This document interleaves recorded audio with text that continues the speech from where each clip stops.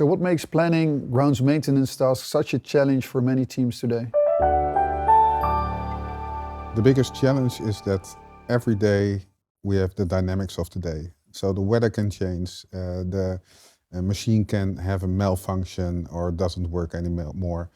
And then we have to act on that. So it's important to know what's done and what we have to do. So another person with another machine can do the job, or we can choose to collaborate on the job to do it in the time that's needed to do that.